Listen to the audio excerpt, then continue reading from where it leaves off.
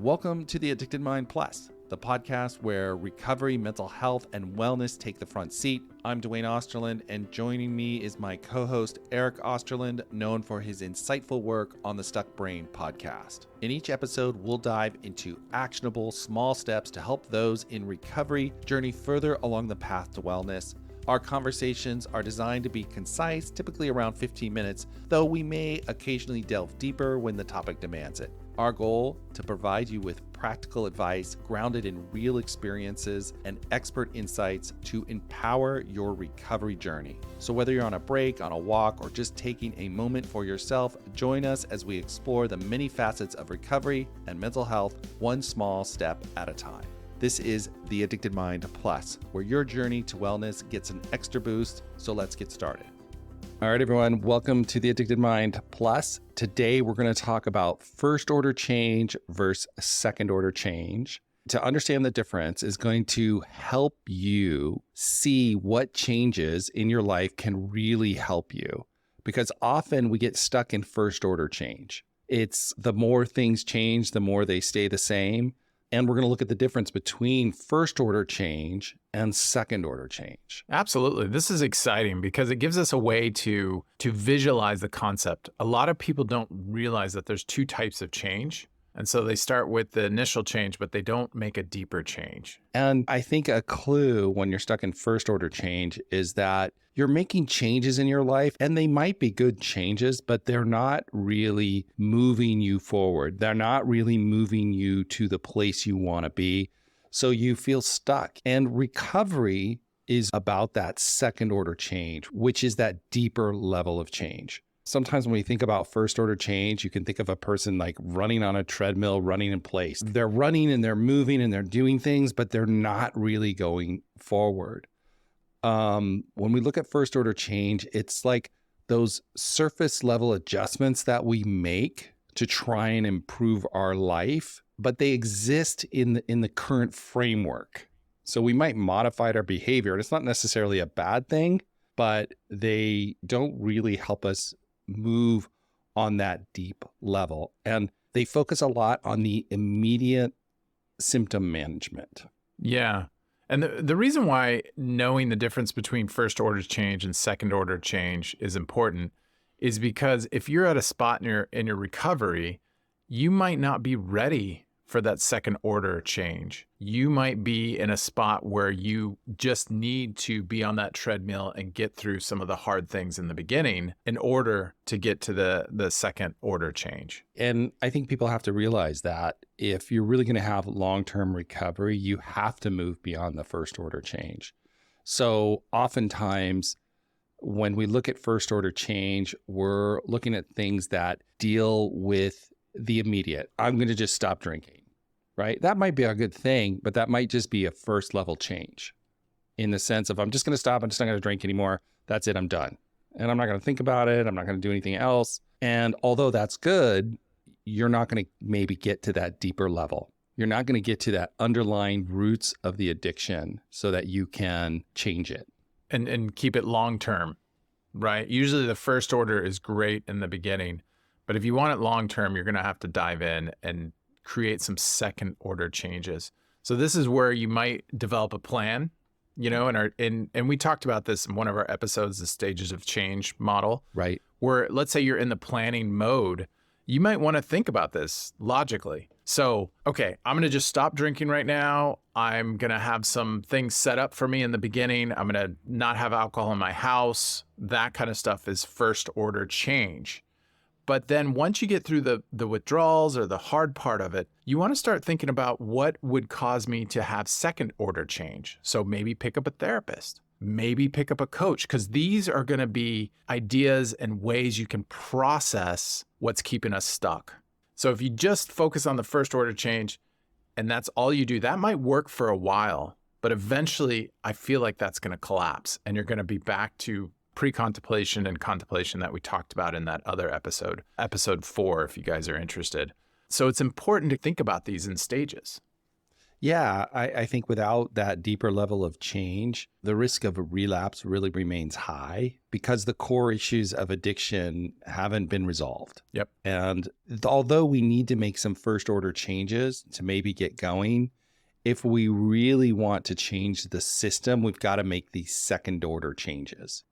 Absolutely. A second order change is I'm drinking because I have anxiety. What do I have anxiety about? Let's dive into this. I go to a social party. I'm having social anxiety. It causes me to drink. And if you start to attack more of the problem, you'll have a longer lasting sobriety, if you will, or a better quality of life around the substance. Yeah, it's a fundamental transformation. So first order change is really about this top level behavior change. It's about doing those things that you might need to do, the behaviors that you need to change, but it doesn't start to transform the underlying reasons. Like you said, I think the example you mentioned, anxiety. What is my anxiety about? And then you can begin to alter those beliefs. You can alter those patterns, those emotional responses, and you're changing the system. Yes. And that's really where you want to go. You want to get into that mode of second order change, because that's where you see people in lasting recovery and personal growth, because they've changed the whole outlook, the whole dynamic that goes with their addiction. And often I see that in people because when I'm talking to someone or working with a client, you can tell when someone's made that second order change. There's this deep response to what they're going through. And they're looking deeply at themselves and the situation that they're in. And they are making the steps to change that whole belief system. Yeah. It's really where I think genuine healing takes place. And what I like about this, knowing about first order and second order change, is if you're right in the beginning of your recovery, let's take alcohol, you haven't gone through withdrawals or you haven't stopped drinking, you can't go straight to second order change, right? That's kind of like putting the cart before the horse. Yeah. You actually have to get some first order changes in there. Okay, I'm going to have to talk about alcohol withdrawal. I'm going to have to probably get the alcohol out of my house. I'm going to have these manageable things in the beginning done, and then I'm going to go to second order change. And sometimes they can happen together, but it's better if it's kind of chunked out into stages. That's what I've seen a little bit. Yeah, that's what I've seen as well. And I think it's really important to understand the difference between first order change and second order change, because I think you can incorporate those into your life in a way to understand, oh, this is what I'm doing here. I'm doing first order changes. I might need them to help me, but how do I get to these second order changes? And if I really, really want to change on a deep level, how am I going to do that? How am I going to get to the underlying stuff that is driving my addictive process? And that's often where you don't just go to therapy. That could be, going to therapy, getting a therapist could be a first order change. Digging in and healing your past trauma or emotional pain that's unresolved, that's going to be that deeper second order change. And that's going to have the lasting impact that really pulls you out of that addictive process, that addictive thinking. Absolutely. So let's give our listeners some examples of first order changes. What would that look like? Sure. So I think some good examples are just stopping drinking like we were talking about earlier, maybe attending a support group, changing a routine to avoid triggers. These changes don't address the underlying roots of addiction, but they do help you, right? So you need this first order change, but you really want to get to that second order change. Yeah. And these first order changes usually cause enough sobriety that you can start to get into those second order changes, right? Sometimes. Yeah, you're right. Sometimes, not always. But if you're heavily drinking or heavily using your substance, and then you go to therapy and you're like, I want to get to my second order changes, that's harder to do because you're under the influence. Yeah. I mean, you're going to need these things in place to help you get to that second order change. But I think a lot of times what happens is first order change is a little easier in a way. We don't really have to look inward deeply to maybe deal with that pain and that hurt. So often we go to first order change first. And I mean, that's why we call it first order change, right? We go to it first. Yep. It's doesn't take as much work in a way, but it doesn't lead us to that deeper element where we move past the addictive process. When I see people and they've done that second order change, you can tell they're comfortable in their recovery. Not that it's easy, not that it's just like, oh, I don't worry about it anymore. It's a comfort with doing the work. It's a comfort with being in that space of personal development that allows you to really look at yourself and dig deep into it to understand yourself. And you can see that in people when you talk to them. I don't know if you've experienced that, but there's certain people you meet and you can say, oh, this person has done their second order change work. Absolutely. You can see it. And what I like about that is there's not really a time frame on that. Like, no, I know clients that have been sober for 10 years and they still haven't really dove into the second order change. And then I know clients that have only been, substance free for maybe 2 or 3 months, and they feel like they've really dug into the second order change. And that's what's kind of interesting. It's not necessarily time. We're not saying the second order change, it happens in 2 years or happens in 3 years. Right. It's more of a mindset. Like, okay, now I need to start working on why this is happening. And I need to start working on this second order change. So developing a sense of curiosity about your emotions, going to therapy, coaching, whatever it is to kind of bring that stuff to the surface so you can work through it. And so you can have lasting sobriety if that's what works for you, or lasting fulfillment around whatever you're doing. Yeah. And getting to that fulfillment is about recovery. When I look at recovery, I see it as building the life that we want, that we can feel good in, that we can feel satisfied in, that we can feel contentment, we can feel connection, we can feel joy. And if we've had trauma in our history, I think it's going to be a little bit harder to get there. And you're going to need that second order change in order to find it. So second order change could look like healing your past traumas through therapy or coaching, or I like to call it investing in relationships and in community, right? I think the key term is investing. You want to invest in these things because they are going to pay off. That's a second order change. Yeah. So let's talk about facilitating second order change. How do we get there? What do we do? How does that manifest itself? Well, I know one thing, it takes more time and a dedicated effort. When people engage with me in therapy, I can tell that they're starting to do that secondary work when they're bringing material into the session. They're saying, I want to explore this. I have this idea that this piece of my life is not working for me, and I want to understand it. And they'll go into it and they'll talk about it. They'll be active in it. Yeah. And I see them putting in that effort to change how they show up in the world, which is contrary to the person who I see stuck in first order change. Although they want to change, they don't dig into the depth of it. And so they don't get to the second order change. They get stuck in that first order level of work. And I think sometimes that's because doing that second order change can be scary. It can be overwhelming. Because if you're going to dig into yourself, you got to look at your past, you got to look at your pain, you got to look at your hurt, your grief, your loss. And who wants to do that all the time? It sucks. It's difficult. Yeah. So a key advice there would be, if you're feeling that, like you're feeling like I need to change something deeper, there's something deeper going on, I think the first piece of advice is get a third party. Yeah. I'll leave that up to you. If that's a therapist, a coach, whatever that is, get a third party so they can start finding your blind spots and putting that into your open area.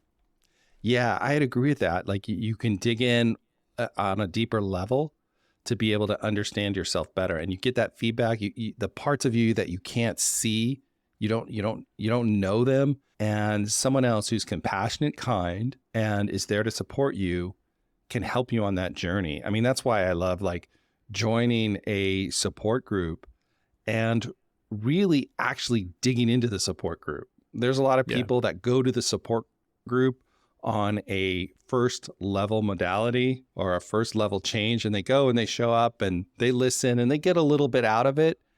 And then I see the people who are like, here, I'm going to share and I really want to get feedback and I really want you to tell me what's going on. And I'm really going to dig in and learn from the experience. And that's that difference between those two kinds of change when I look at it in that context. So let's do this. Let's recap everything we talked about so the listeners know exactly what to do next. Awesome. I think that's a great idea. So we have first order change versus second order change.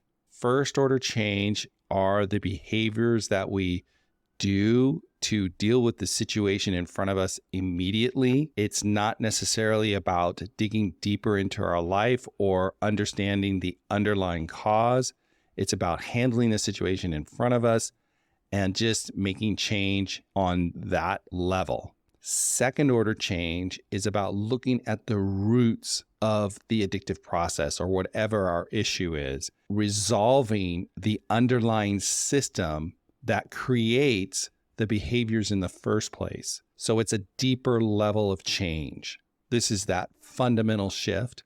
And if we want long-term recovery, my belief is that you have to dig into some of this second order change to be able to really change the programming of ourselves, change the program so that we show up in the world differently. And I think that gives us a better space to be in the long run.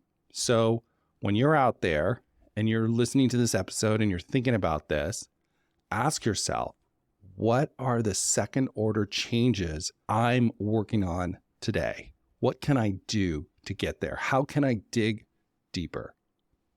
Absolutely. And if you're stuck, that's a good cue to be like, maybe I need a third person. If I can't answer that question that you just asked, Dwayne, maybe this is the part where I get into therapy, coaching, whatever it is. Absolutely. I think that's great advice. Real quick, everyone, as I was editing this episode, I decided to create a worksheet to follow up on this episode so that you could explore first order and second order change in your own life. So the link will be in the show notes or on theaddictedmind.com/plus. Check it out. We hope this episode was helpful for you, and we hope that you can think about first and second order change and make those changes in your life that are going to work for you. And if you're getting a lot out of the Addicted Mind podcast, please leave us a review in whatever app you're using right now. We'd really appreciate it. That would be awesome. And if you think this episode is good and someone could benefit from it, share it with them. Share it with a friend. We'd love that as well. Yeah. Please rate us and review us on Apple Podcasts because that helps us get found. And if we get found, we can help more people. So we appreciate all the reviews that we've gotten. All right, everyone. Have a wonderful day, and we'll talk to you on the next episode. See you on the next episode. Thank you for tuning into The Addicted Mind Plus. We hope today's episode has brought you valuable insights and a small step to support your journey in recovery, mental health, and wellness. For more information about this episode and additional resources, please visit our website at theaddictedmind.com/plus. And if there's a topic you're eager to hear about or a question you'd like us to explore, we'd love to hear from you. Reach out to us at theaddictedmind.com and let us know your thoughts. Your journey is important, and we're here to support you every step of the way. Until next time, take care and keep stepping forward on your path to wellness.